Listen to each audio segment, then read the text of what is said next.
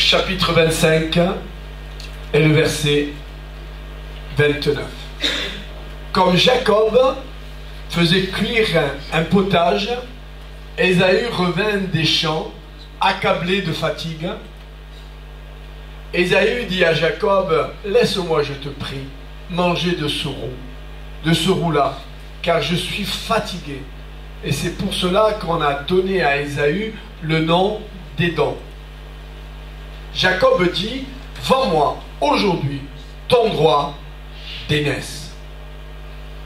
Ésaü répondit, voici, je m'en vais mourir pour un repas. Enfin bref, c'est son problème. Ésaü répondit, voici, je m'en vais mourir.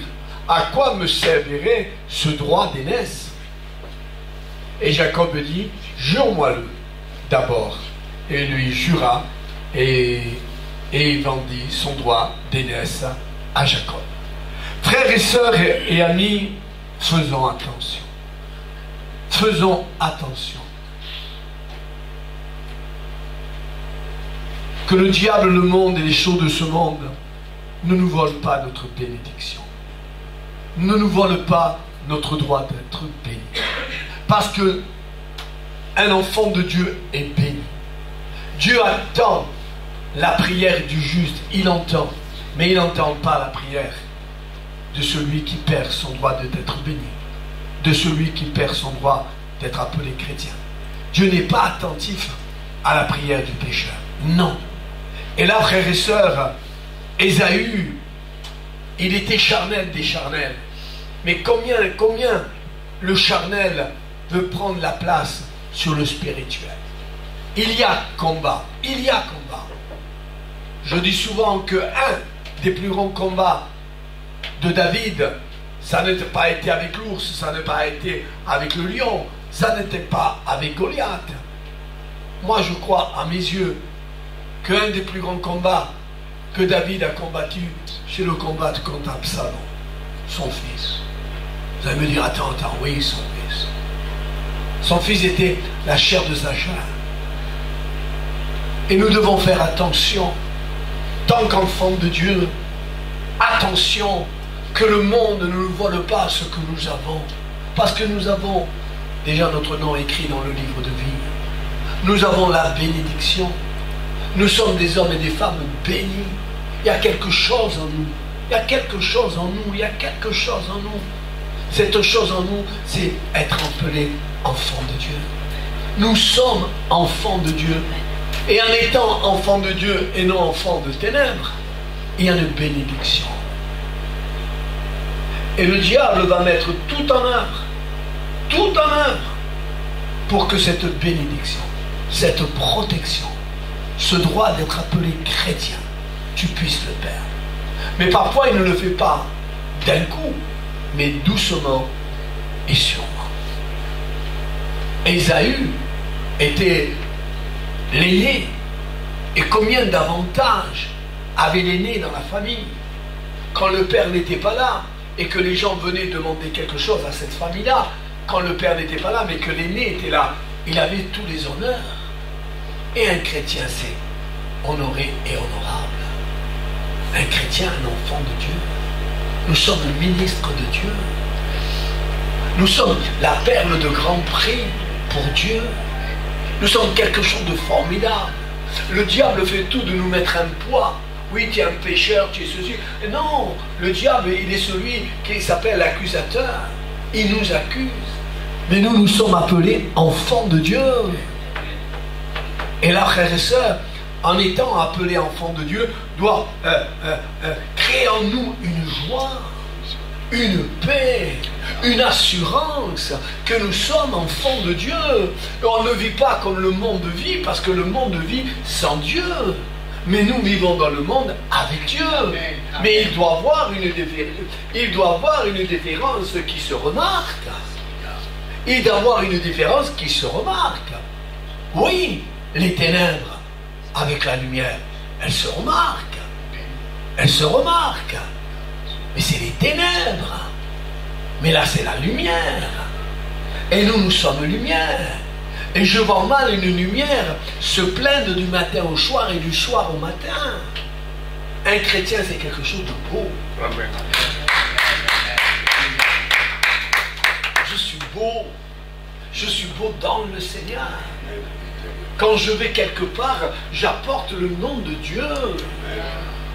Je n'arrive pas à plaisanter ni à dire de gros mots. Je suis l'ambassadeur de Dieu. Je suis l'enfant de Dieu. Je suis quelqu'un qui porte le nom de Dieu. On jugera Dieu à travers moi. À travers moi, on jugera Dieu. Attention, attention à ce que je dis, à ce que je fais. Monsieur Claude Lust, ça a été mon enseignant. Aujourd'hui, il est dans le ciel. Il nous attend. Et il disait, dans une affaire, faisons attention. Parce que dans une affaire, on peut l'entendre. Et attention de rentrer trop dans cette affaire. Parce que dans une affaire, on peut rester dehors l'affaire. Mais on peut aussi rentrer dans l'affaire. Et quand nous rentrons dans l'affaire, là nous sommes concernés. Et peut-être dans cette affaire-là, à cause de cette affaire-là, que le diable t'a fait rentrer et non te laisser à côté, tu vas pécher. Attention, ne rentrons pas dans les affaires folles et inutiles. Comme dit la parole de Dieu, évitez toutes ces affaires. Il y a des gens, comme disait M. Claude Lust, il disait, il y a des gens, il y a un problème dans l'église, il y a un problème dans l'église, surtout une grande église, il y a un problème, et je ne sais pas comment il a commencé, mais je voudrais demander à la sœur telle, mon frère tel, parce qu'il connaît tout les affaires. Il a l'oreille. Vous savez, il y a des gens qui ont l'oreille pour vouloir entendre tout ce qui se passe, pour pouvoir après juger, critiquer, calomnier, pour pouvoir prendre le téléphone et dire voilà ce que se passe, qu'il y a ceci, il y a cela. N'ayons pas une oreille pour le jugement, ayons une oreille pour l'évangélisation. Ayons une oreille pour Dieu. Qu'est-ce que Dieu veut nous dire? Amen. Et là, frères et sœurs, Ésaü, fatigué d'aller à la chasse, il vient et il est là. Il voit son frère qu'il est en train de faire un potage de lentilles. Moi, j'aime bien les lentilles. Hein? Un bon potage de lentilles, quand elles sont bien faites, quand ma femme l'a fait. Pardon, je viens. En plus, il y a du fer. Très bien. Et là, frères et sœurs, un bon plat de lentilles. Il est là et il dit, me donne-moi un peu. Et mes frères et sœurs, la miséricorde et la compassion, est-ce que vous la connaissez? Amen. Amen. Est-ce que la miséricorde et la compassion, vous la connaissez? Amen. On dirait qu'Ésaü avait un cœur dur. Hein? On dirait que Jacob avait aussi un cœur dur. Et il va lui demander un plat de lentilles. À toi, hermano, à ton frère, à ta soeur, à te demander un service. Il va te demander de l'aide. Déjà de l'aide dans la prière, de l'aide dans le jeûne, de l'aide dans l'éveil de la nuit. Il y a parfois dans la vie d'un homme, dans la vie d'une femme, qu'il a besoin. Jésus a eu besoin, à un moment, des disciples. Priez avec moi, 1 heure. Priez, j'ai besoin de votre soutien. Et parfois les frères et sœurs ont besoin de notre soutien. Mais on les ignore. On les ignore. Et Jacob était méchant. Donne-lui son plat de lentilles. Mais, il ne voulait pas. Il voulait marcher par intérêt. Et dans le Seigneur, on ne marche pas par intérêt. Celui qui sait faire le bien ne le fait pas, mais commet un péché. On n'est pas là pour commettre péché. À la mesure du possible, toujours. Alors, frères et sœurs, il va lui demander cela. Et à un moment, Jacob va lui donner, mais avec jure-moi-le, que tu me donnes ton droit d'aînesse. Le diable nous attrape d'une façon ou d'une autre pour le monde et les choses de ce monde. Allez, salis-toi, pêche, vole, critique, calomnie. Ne marche pas comme un enfant de Dieu. Un enfant de Dieu, c'est beau. Un enfant de Dieu, c'est Alléluia. Ça réjouit le cœur de Dieu. Nous réjouissons le cœur de Dieu. Nous ne sommes pas les murs de l'église, nous sommes l'église. Ça, c'est un local. Mais nous, les pierres vivantes, nous sommes l'église de Dieu. Et l'église de Dieu est belle. Oh, nous sommes différents. Il y a de la différence entre nous. Mais la différence fait un complément. Nous nous complétons. Moi, j'ai pas ça, mais toi, tu l'as. Et moi, j'ai besoin de toi et toi, tu as besoin de moi. On fait un complément. Nous ne sommes pas là pour nous juger, nous critiquer, nous calomnier. Moi, je n'ai pas ce que toi, tu as. Et toi, peut-être, tu n'as pas ce que moi, j'ai. Mais ensemble, on va s'aider. Amen. Pour que l'Église, le corps de Christ, puisse s'édifier. Marcher en sainteté. Et là, il lui vend son droit d'aînesse. Mais attention. Et cette parole qui est dure à entendre, à moi la vengeance. Si c'est moi qui le dis à un homme, quelle puissance j'ai. Et c'est Dieu qui le dit, à moi la vengeance. Ce qu'un homme a semé, il le récoltera. Faisons attention. Ne sémons pas ce qui est mal, parce qu'on va récolter ce qui est mal. Ce qu'un homme a semé, il le récoltera. Et à moi la vengeance, dit le Seigneur. Je ne sais pas comment ça s'est passé. Je l'ai lu, comment ça s'est passé.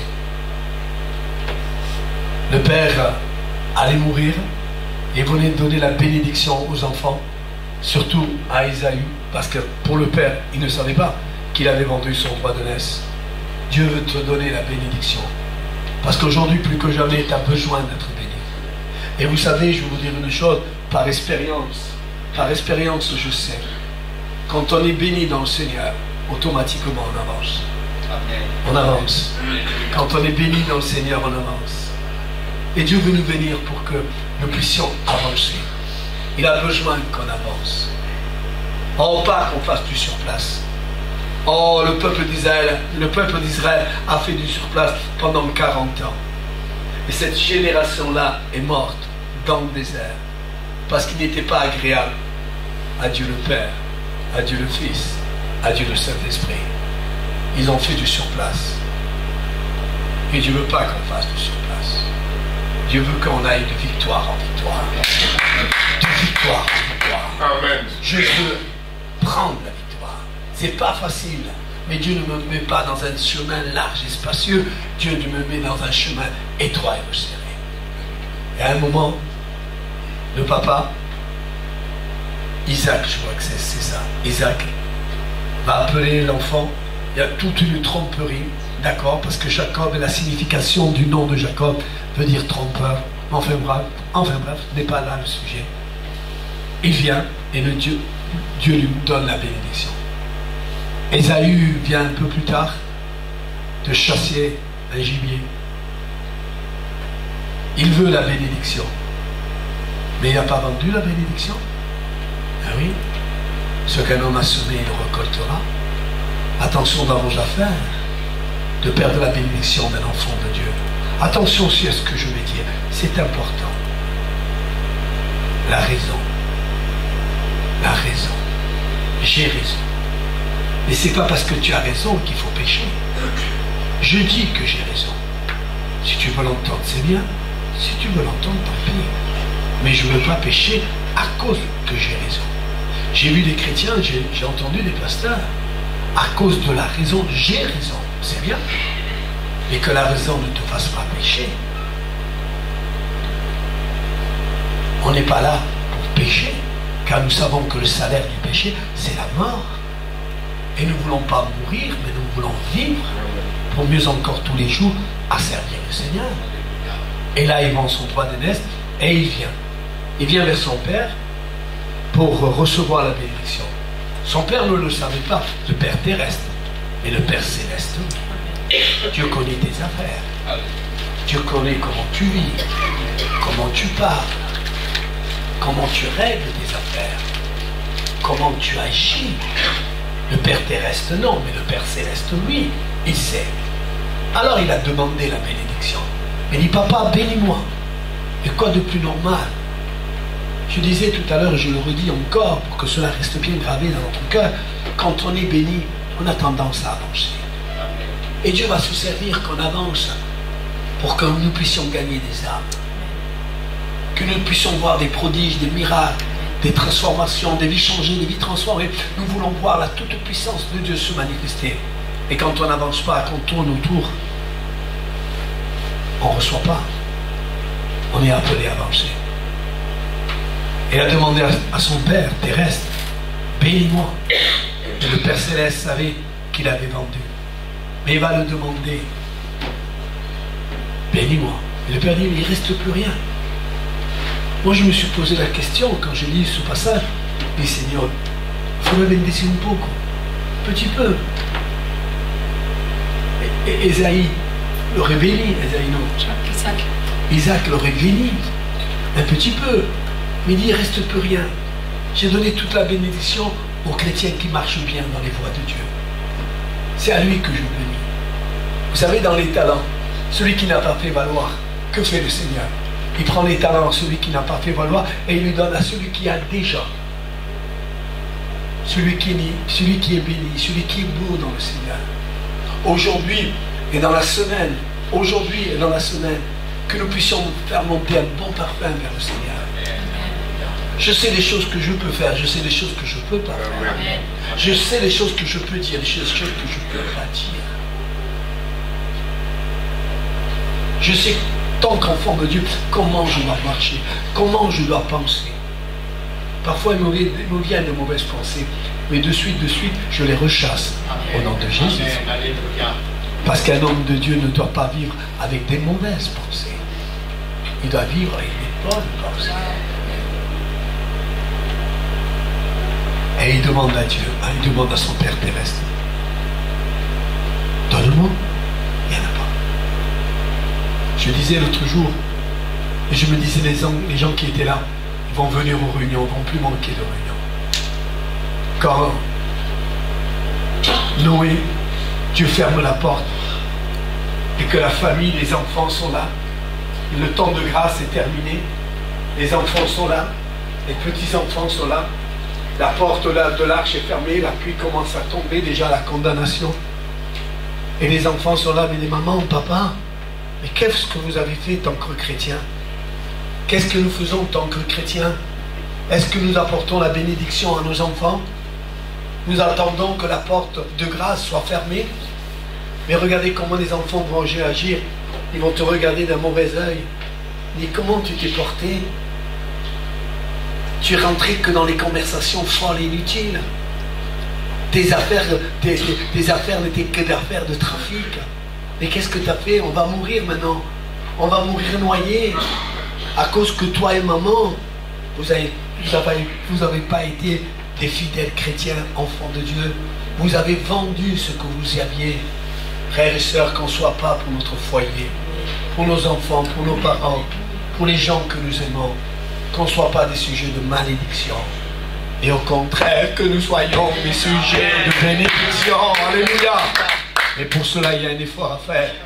Il y a un effort à faire. Faisons confiance au Seigneur. Et là, il le demande, et le Père lui dit, mais non, il n'y a plus rien. J'ai tout donné à Jacob. Il n'y a plus rien. Et il le demande après, avec larmes. Il se met à pleurer. Il se met à pleurer. Il se met à pleurer. Donne-moi la bénédiction. Il se met avec larmes. Et même il se met à crier. Car dans sa pensée, il a la pensée de tuer Jacob. Quand mon père va mourir, je le tuerai. Je le tuerai, lui qui m'a vendu, là, qui m'a volé la bénédiction. Oh, il ne te l'a pas volé, tu l'as vendu. Mais enfin bref, il est tellement charnel qu'il ne sait plus où il va là. Je le tuerai. Qu'on n'ait pas contre le frère et la sœur des pensées de tuer, mais des pensées d'amour. Et là, frères et sœurs, je vais terminer. Il y a un enfant qui va vers son père. Il dit à son père, papa, donne-moi ce qui doit me revenir à ta mort. L'héritage, ça s'appelle. Donne-moi ce qui doit me revenir à ta mort. Et le père, il est vivant. Mais le père est miséricordieux. Il est compatissant. Il est si lent à la colère et si riche en bonté. Qui veut qu'il fasse son expérience? Il ne veut pas le retenir à la maison. Dieu ne vous garde pas par la force. Dieu vous garde par amour pour lui. Ce que nous faisons, nous devons le faire par amour et non par intérêt. Je veux vivre les années qui me restent à vivre et que Dieu me donne la force de vivre dans le Seigneur. Vivre comme un homme de Dieu qui transmet la bénédiction aux gens qu'il aime. Je sais, il va y avoir des combats, il va y avoir des luttes, pas de problème. mais je veux m'appuyer sur lui. Je veux m'accrocher à lui pour que je ne perde pas, je ne vende pas mon droit d'être appelé chrétien, mon droit d'être béni. Il dit, papa, donne-moi les biens. Et le père, il sait qu'il doit lui donner tous ses biens quand il va mourir. Mais là, il lui donne. Il lui donne, prends-les. Voilà ton héritage, prends-les. Et quand il les prend, il s'en va. Il s'en va. Il va vendre, d'une certaine façon, dans les plaisirs de ce monde. Il va vendre tout ce qu'il a reçu. Tout ce que nous avons reçu. Interprétation, prophétie, discernement, sagesse, intelligence, bénédiction de Dieu. Il va partir de son père comme si ailleurs ça serait mieux. Il va partir. En principe, l'argent, quand on a beaucoup d'argent, en principe, il va fortifier.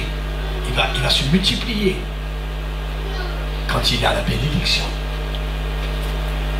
Et quand il n'y a pas la bénédiction, l'argent mal acquis, mais au lieu d'augmenter, il diminue. Quand il n'y a pas la grâce, c'est dur à être béni.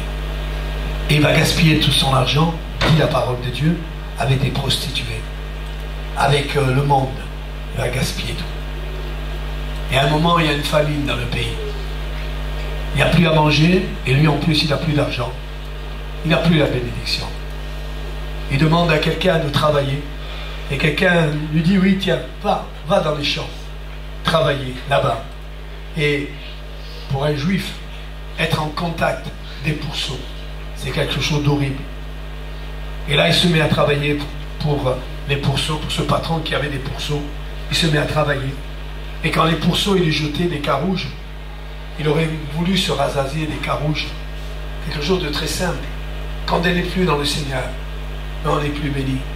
Quand elle n'est plus dans le Seigneur, on n'avance plus, on recule. Tu t'aperçois pas, mais tu recules. Tu recules. Oui, tu recules. Je disais dernière fois, ça fait longtemps, je disais, les gens disent, mais je voudrais peser mon taux de foi. Et le taux de foi, ça se pèse. Vous savez comment? Quand je commence à m'inquiéter, c'est que mon taux de foi est tout plus bas. Quand je commence à dire, comme Jean-Pierre le dit souvent, Abraham disait, Dieu se pourvoira. C'est que mon taux de foi est tout plus haut. Il va travailler pour les pourceaux, et je termine. Il va travailler pour les pourceaux, il est là. Mais une grâce. Je dis bien une grâce. Baignons-nous dans la grâce. Nous sommes enfants de Dieu. Nous sommes bénis. Nous ne sommes pas ceux qui tournent en rond. Nous ne sommes pas ceux qui reculent. Mais nous sommes ceux qui avancent. Nous sommes dans la grâce. Et une grâce lui a été accordée. Une grâce lui a été accordée. Il est rentré en lui-même. Mais qui a? Qu'est-ce que je fais? Je dois marcher comme un enfant de Dieu. Et je marche comme un enfant de ténèbres. Et qu'est-ce que je suis en train de semer? Qu'est-ce que je vais récolter? C'est-à-dire celui qui sème le vent, mais récolte la tempête. Faisons attention. Et là, il rentre en lui-même. Qu'il est bon que nous puissions rentrer en lui-même, en nous-mêmes. À la maison de mon Père, ils ont de la nourriture en abondance. Chez mon Père, il y a la paix, il y a la joie, il y a le bonheur. On est beau dans le Seigneur. Dans le Seigneur, c'est merveilleux. Et il rentre en lui-même et se souvient que dans la maison de son Père, il y a de la nourriture en abondance. Alors il se met à aller vers Dieu. Il se met à aller vers son Père. Et son Père le voit de loin. Et quand il arrive au plus près du Père terrestre, quand il arrive, là j'ai deux paroles là. Quand il lui arrive, il lui met de suite l'anneau au doigt. Parce que vous savez, un jour, Jean-Pierre et Jean-Jacques et l'équipe à Porto Vecchio, ils avaient volé, ils avaient ramassé des bagues, et dans une bague, il y avait comme un tampon. Vous savez, un tampon. Et certaines bagues, c'était l'autorité à qui appartenait ce fils. Il lui met l'anneau au doigt d'autorité. Et moi, je pense, nous, c'est pas un anneau qu'on va avoir à la main, mais c'est une couronne. C'est une couronne. Quand on va rentrer dans le ciel, c'est pas un anneau, mais c'est une couronne. En confirmant, rentre dans la joie de ton Père. reçois la couronne. Non, Seigneur, non, reçois la couronne. Je t'ai vu persévérer. Je t'ai vu ne pas vendre ton droit de naissance, pas vendre ton droit de chrétien. Et là, il rentre en lui-même. Mais, vous savez, je vais vous dire quelque chose et je termine. Il lui met l'anneau au doigt, ça ne lui donne pas à manger. Le père lui met l'habit de noces, un habit, il est heureux, ça ne lui donne pas à manger. Il faut qu'on mange de la nourriture spirituelle, mais de la nourriture terrestre aussi. Et après le père, qu'est-ce qu'il fait? Parce que Dieu sait, ne vous inquiétez pas, ce qu'on a besoin de recevoir, ne vous inquiétez pas. Il va tuer. Alléluia. Il va tuer le veau gras. Parce que son fils qui était perdu, il revient à la vie. Dieu n'est pas celui qui veut que tu te perdes, mais Dieu est celui qui veut que tu te sauves. Amen. Comme un enfant de Dieu. Que personne ne te prenne ton droit d'être béni, que personne ne te prenne ton droit d'être appelé chrétien, enfant de Dieu, pour que demain, et je termine, tu puisses recevoir ta couronne. Amen. Amen. Que Dieu vous garde, que Dieu vous bénisse. Passez un très bon dimanche dans le Seigneur. Amen.